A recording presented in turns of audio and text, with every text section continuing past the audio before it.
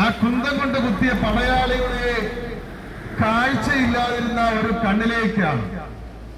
ആ സമയം തന്നെ അയാളുടെ കണ്ണുകൾ തുറക്കപ്പെട്ടു, അയാൾക്ക് കാഴ്ച ലഭിച്ചു.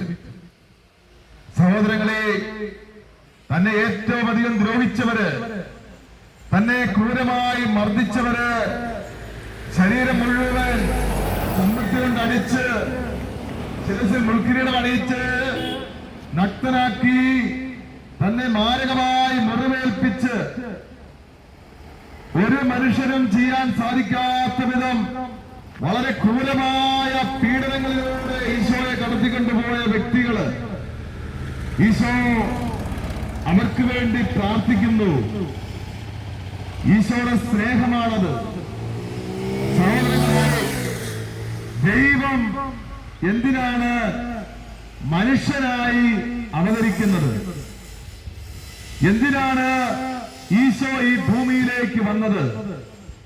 യഥാർത്ഥത്തിൽ ഈശോ എന്താണ് ഇവിടെ ചെയ്തത്? ഈശോയുടെ ലക്ഷ്യം എന്തായിരുന്നു?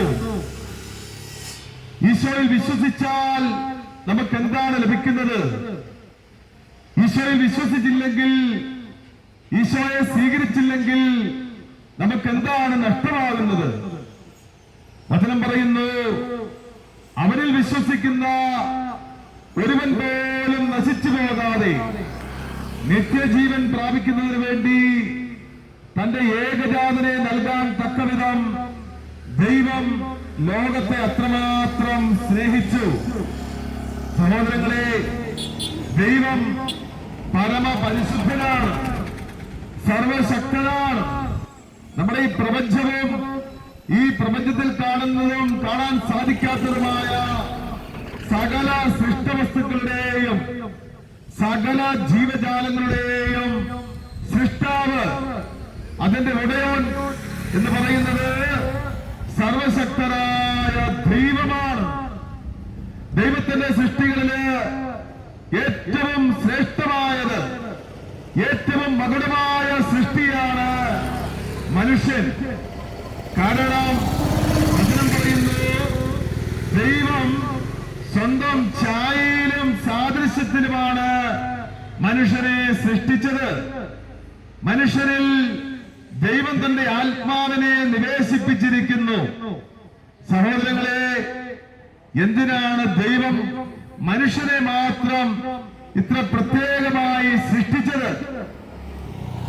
ദൈവം സ്വന്തം ഛായയിലും സാദൃശ്യത്തിലും എന്തിനാണ് മനുഷ്യനെ സൃഷ്ടിക്കുന്നത്? സഹോദരങ്ങളെ, ദൈവം സ്നേഹമാകുന്നു. സ്നേഹം മാത്രമാണ് ദൈവം. ദൈവത്തിന്റെ സ്നേഹത്തിന്റെ നിറവിൽ നിന്നാണ് ദൈവം മനുഷ്യനെ സൃഷ്ടിച്ചത്. അതിരറ്റ കരുണ, അതിരറ്റ സ്നേഹം, സ്നേഹം നിറഞ്ഞു നിൽക്കുന്ന ആ ദൈവത്തിന്റെ സ്നേഹത്തിന്റെ നിറവിൽ നിന്നാണ് ദൈവം മനുഷ്യനെ സൃഷ്ടിച്ചത്. അതുകൊണ്ടാണ് മനുഷ്യന് ദൈവത്തിന്റെ ഛായയും സാദൃശ്യവും വന്നത്. മനുഷ്യന്റെ ജീവിതം എന്ന് പറയുന്നത് അത് നിത്യമാണ്, അതിന് അവസാനമില്ല. അങ്ങനെയാണ് മനുഷ്യനെ ദൈവം സൃഷ്ടിച്ചത്. മനുഷ്യനിൽ ദൈവത്തിന്റെ ആത്മാവാണ് വസിക്കുന്നത്. ഈ ആത്മാവ് നിത്യമാണ്. മനുഷ്യന്റെ ഈ ജീവിതം എന്ന് പറയുന്നത് ഏറിയാൽ 70, 80, 90 പരിശുദ്ധ ബൈബിളില് അനേകമിടങ്ങളില് ഈശോയുടെ രണ്ടാം വരവിന് വേണ്ടിയുള്ള ആ വലിയ കാത്തിരിപ്പിനെ കുറിച്ച് വളരെ വ്യക്തമായി വചനം നമ്മളോട് സംസാരിക്കുന്നുണ്ട്. സഹോദരങ്ങളെ, ഇപ്പോൾ ഈശോയുടെ ഈ രണ്ടാം വരവിന്റെ ഒരു കാത്തിരിപ്പിന്റെ നിമിഷങ്ങളിലൂടെയാണ് നാം കടന്നുപോയിക്കൊണ്ടിരിക്കുന്നത്. സഹോദരങ്ങളെ, നമുക്ക് വിശ്വസിക്കാം, ഏറ്റെടുക്കാം. ഈശോ പറയുന്നു, ഇപ്പോൾ ദൈവ കരുണയുടെ സമയമാണ്. എത്ര വലിയ പാപിയാണെങ്കിലും, നീ എത്ര തകർന്നവനാണെങ്കിലും, നീ രോഗാവസ്ഥയിലോ നീ കടഭാരത്തിലോ നിനക്ക് പ്രതിസന്ധികളുടെ അവസ്ഥയോ തകർച്ചയോ ഏത് സാഹചര്യമാണെങ്കിലും ദൈവ കരുണയിലൂടെ നിനക്ക് രക്ഷ നേടാൻ സാധിക്കും. വിശ്വസിച്ചാൽ നീ ദൈവ മഹത്വം ദർശിക്കും.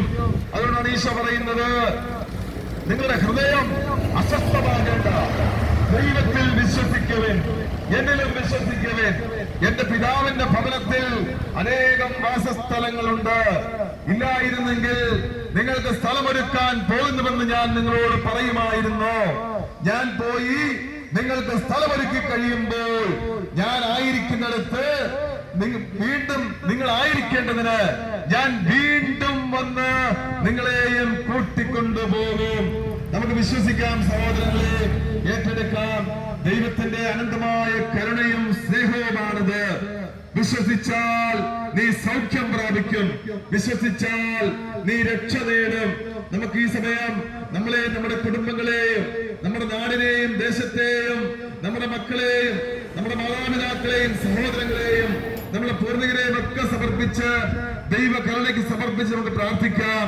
പരിശുദ്ധ അമ്മയുടെ വിമല ഹൃദയം വഴി നമുക്ക് സമർപ്പിച്ച് പ്രാർത്ഥിക്കാം. നന്മ നിറഞ്ഞ മറിയമേ സ്വസ്തി, കർത്താവ് അങ്ങയുടെ കൂടെ, സ്ത്രീകളിൽ അങ്ങ് അനുഗ്രഹിക്കപ്പെട്ടവരാകുന്നു, അങ്ങയുടെ ഉദരത്തിൻ ഫലമായി ഈശോ അനുഗ്രഹിക്കപ്പെട്ടവരാകുന്നു. പരിശുദ്ധ മറിയമേ തമ്പുരാന്റെ അമ്മേ, പാപികളാ ഞങ്ങൾക്ക് വേണ്ടി ഇപ്പോഴും ഞങ്ങളുടെ മരണസമയത്തും തമ്പുരാനോട് അപേക്ഷിച്ചുകൊള്ളണമേ. ആമേൻ. പിതാവിനും പുത്രനും പരിശുദ്ധാത്മാവിനും സ്തുതി, അതിനെപ്പോലെ ഇപ്പോഴും എപ്പോഴും എന്നേക്കും. ആമേൻ.